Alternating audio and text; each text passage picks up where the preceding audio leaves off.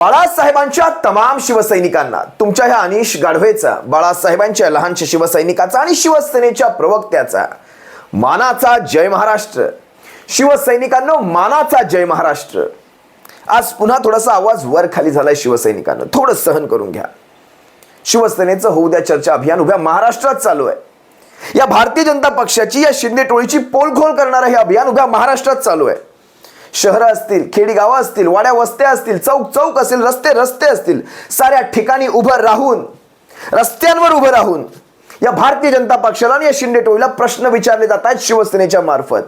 हे अभियान उभ्या महाराष्ट्रात चालू आहे. जवळपास 13-14 ऑक्टोबर पर्यंत हे अभियान चालू राहील. या अभियानात विशेषतः ठाण्यामध्ये मी स्वतःही भाग घेतोय.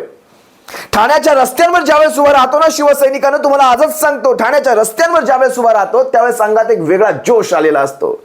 ठाण्याच्या चौकात चौकापर्यंत, गल्ल्या गल्ल्यांपर्यंत, मुख्यमंत्र्याच्या घराच्या बाहेरपर्यंत ज्यावेळेस रस्त्यांवर उभा राहतो त्यावेळेस माईक वगैरे साईडला राहू द्यावं शिवसैनिकांनो, आवाज असाच फुटतो. नंतर थोडंसं कळतं जास्तच आवाज चढला होता, पण काय फरक पडतो, आम्ही हाडामासाचे कडवट शिवसैनिक. थोडासा आवाज बसलाय त्यामुळे शिवसैनिकांना थोडं सहन करून घ्या, पण कानापर्यंत, यांच्या कान फटापर्यंत आवाज पोहोचला पाहिजे की नाही शिवसैनिकांनो. मग आवाज बसला काय आणि आवाज उठला काय काही फरक पडत नाही, पण आवाज मात्र पोहोचला पाहिजे. हे ठाणे आहे, ही मुंबई आहे, महाराष्ट्र आहे, या शिवसेनेचा आहे. इथे आवाज आपलाच असला पाहिजे, असलाच पाहिजे आवाज ते आपला. त्यामुळे आवाज बसला तरी फरक पडत नाही, 2 दिवस बसेल, तिसऱ्या दिवशी उठेल, पण आवाज मात्र आम्ही काढणार आणि आवाज मात्र आम्ही पोहोचवणार. शिवसेनेचं होऊ द्या चर्चा अभियान उभ्या महाराष्ट्रात झंझावात तयार करत आहे आणि ठाण्यातून, मुंबईतून, जिथे जिथे मला भाग घ्यायला शक्य होत आहे, आता काही दिवसांनी वर्धा असेल, सांगली असेल, सातारा असेल, प्रत्येक ठिकाणी मी प्रयत्न करणार आहे पोहोचण्याचा, गावागावापर्यंत पोहोचण्याचा मी नक्की प्रयत्न करणार आहे. थोडीशी आवाजाची तकलीफ होईल आणि तुम्ही ती सहन करून घ्याल याची मला खात्री आहे. आता काल परवाचाच विषय घ्या शिवसैनिकांनो, त्याआधी मला एक तुमच्याशी चर्चा करायची आहे. मला बऱ्याच शिवसैनिकांचे फोन येतात, दादा कोर्टामध्ये जी केस चालली आहे किंवा विधानसभेत जी केस चालली आहे, 16 आमदारांची अपात्रता आपल्या बाजूने आहे का, किंवा याच्यात काही चुकीचं तर घडणार नाही. मला त्या समस्त शिवसैनिकांना, मला त्या हजारो लाखो करोडो शिवसैनिकांना आश्वस्त करायचं आहे की तुम्ही निश्चिंत राहा. बघा, विधानसभेत काय होईल ते होईल, कोर्टामध्ये काय होईल ते होईल, पण तुम्ही निश्चिंत राहा. ज्यावेळेस निवडणुका लागतील त्यावेळेस मात्र विजय आपला असेल. कारण तुम्हाला एक गोष्ट लक्षात घ्यायला हवी, ज्याच्या बाजूने एखादी केस असते त्यामुळे अपोजिशन पार्टी वेळ काढायचा प्रयत्न करते. समजा अपोजिशन पार्टीच्या हातात ती केस नसेल आणि ज्याच्या बाजूने केस असेल, पण अपोजिशन पार्टीच्या हातात सारंच्या सारं प्रशासन असेल, तर अपोजिशन पार्टीला माहिती आहे ही केस माझ्या हातात नाहीये, ती वेळ काढायचा नक्की प्रयत्न करते. ना आपल्या बाबतीत नेमकं तेच चाललंय. सत्ता यांच्या हातात, केंद्र सरकार यांच्या हातात, सारी प्रशासन यांच्या हातात, आणि यांना माहिती आहे न्यायाप्रमाणे ही केस आमच्या बाजूने दिसत नाही. न्यायाप्रमाणे शब्द वापरतोय मी इथे, न्यायाप्रमाणे. जर न्यायाने न्यायाप्रमाणे वागलं तर ही केस आमच्या बाजूने 1% सुद्धा नाही. त्यामुळे फक्त वेळ काढणं हेच यांच्या हातामध्ये आहे. केस 100% आपल्या हातामध्ये आहे. जर केस यांच्या हातामध्ये असती तर आजवर तिचा निवाडा लागून गेला असता. लक्षात घ्या, आजवर निवाडा लागून गेला असता आणि केस त्यांच्या बाजूने लागली देखील असती, पण ती त्यांच्याही बाजूने लागत नाहीये. याचा अर्थ तुम्हाला समजतो का? आणि ज्याला माहिती असतं की न्याय माझ्या बाजूने लागणार आहे कारण माझी बाजू सत्याची आहे, तीच व्यक्ती घाई करत असते. आणि आपल्या केसमध्ये आपण घाई करतोय याचं असं म्हणण्यापेक्षा आपण मागे लागलोय की निवडा लावा, निवडा लावा आणि निवडा लावा, आपण तसं काही होत नाही. याचा अर्थ तुम्हाला कळाला असेल, उशीर करणारे कोण आहेत आणि मागे लागणारे कोण आहेत. त्यामुळे ही केस आपल्या बाजूने 100% आहे. जनतेच्या न्यायालयात याच्या बाबतीत निवडा आपल्या बाजूने नक्की लागेल.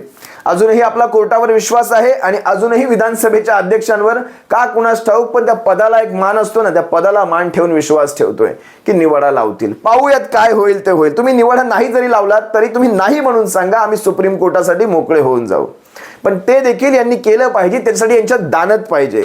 जे पदच, ज्या पदाची निर्मितीच मुळात अवैधरित्या झालेली आहे, पदाची निर्मिती म्हणजे विधानसभेचे अध्यक्ष ज्यांच्या मतावर निवडून आलेत, ज्या अपात्र आमदारांच्या मतांवर निवडून आलेत, ते विधानसभेचे अध्यक्ष त्या आमदारांना अपात्र करतील का, हा सगळ्यात मोठा प्रश्न आणि आपल्या लोकशाहीची सगळ्यात मोठी थट्टा आहे.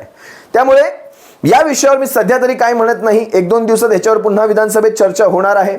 6 ऑक्टोबरला पुन्हा याच्यावर चर्चा होईल. पाहूयात नेमकं काय घडतंय. पण हेच राहुल नार्वेकर अगदी कालचाच व्हिडिओ पहा त्यांचा. हेच राहुल नार्वेकर काल ज्या वेळेस कुलाब्यामध्ये, मला वाटतं मच्छीमार कॉलनी असेल, स्वतःचाच मतदारसंघ, स्वतःच्या मतदारसंघात जेव्हा फिरत होते, लोकांनी यांना झापलं.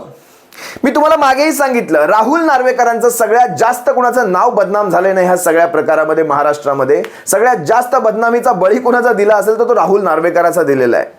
राहुल नार्वेकर कधीच्या काळी आपल्या मतदारसंघात तोंड दाखवायला फिरायला निघाले आणि राहुल नार्वेकरांना लोकांनी घेरला. मच्छीमार, स्थानिक मच्छीमारांनी घेरला. कारण मला वाटतं कोल्हापूरच्या मच्छीमार कॉलनीमध्ये SRA प्रकल्प चालू आहेत. SRA मध्ये चाललेले घोटाळे किंवा अनियमितता याच्यावर लोकांनी प्रश्न विचारले आणि आमच्या काही माणसांना त्या सगळ्या चर्चेमध्ये सहभागी करा. स्थानिक कोळी मच्छीमार बांधवांचं काय म्हणणं होतं, आमच्या बांधवांना किंवा आमच्या माणसांना त्या चर्चेमध्ये सहभागी ठेवत जा, ट्रान्सपरन्सी ठेवा.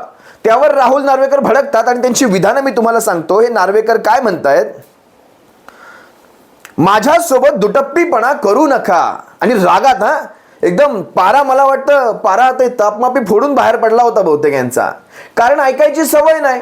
आणि आम्ही भारतीय जनता पक्षाचे आमदार म्हणजे कोणाच्याच बापाचं ऐकत नाही, बरोबर. कारण सगळं आमच्याच बापाचं, सरकार आमच्या बापाची, सत्ता आमच्या बापाच्या, संस्था आमच्या बापाच्या, आम्हाला कोणी प्रश्नच करू शकत नाही. अरे तुम्ही कोण आहात, तुम्ही कोण आहात, तुम्ही स्थानिक, तुम्ही मला मतदान दिलं, अरे अच्छा तुम्ही मला मतदान दिलं, तुमची चूक झाली.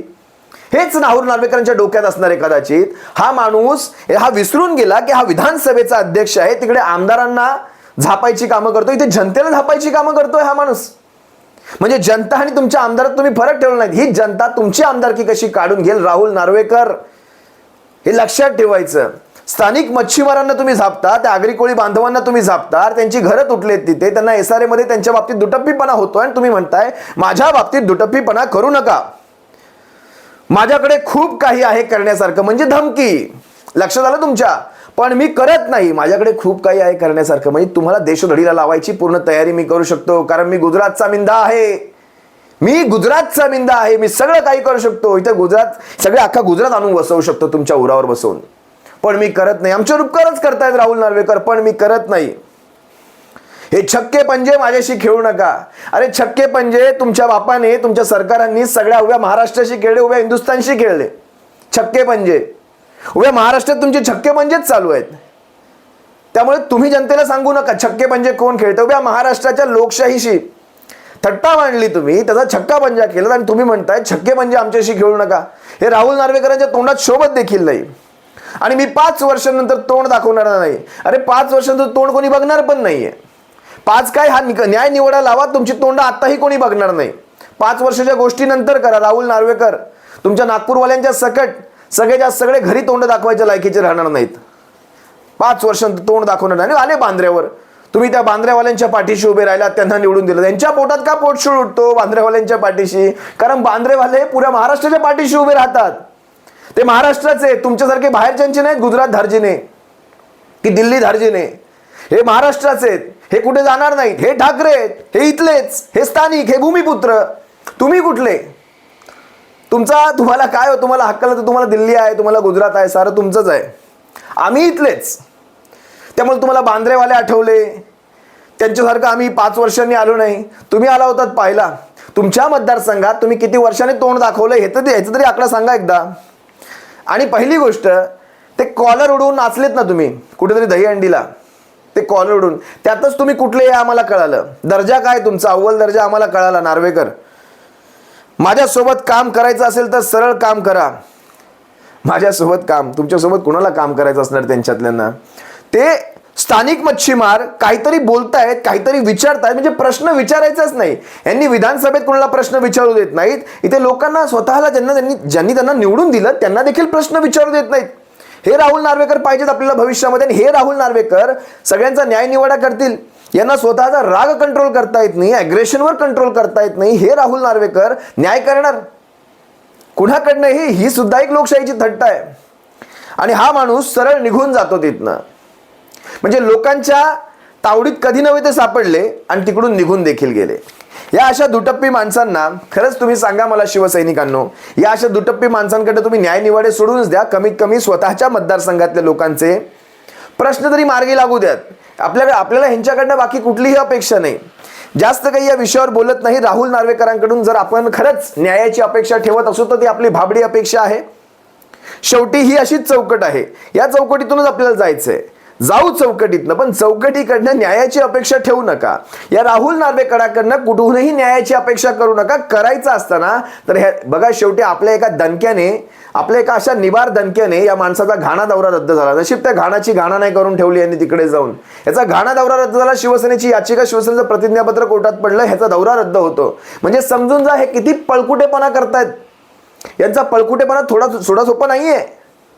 त्यामुळे ह्यांच्याकडनं अपेक्षा ठेवू नका. माननीय सुप्रीम कोर्टाकडनं जी आहे ती अपेक्षा आहे, त्यांच्याकडनंही काय झालं नाही तर शेवटी जनतेचं न्यायालय आपल्याकडे आहे. 2024 पूर्ण रान बाजार यांचा उठवून टाकायचा, अख्खा बाजार यांचा उठवून टाकायचा आहे. याची तुम्ही शपथ घ्या साऱ्या शिवसैनिकांनो. तुम्हाला सर्व शिवसैनिकांची रजा घेतो. सप्रेम जय महाराष्ट्र. बाळासाहेबांच्या शिवसैनिकांनो सप्रेम जय महाराष्ट्र. काळजी घ्या.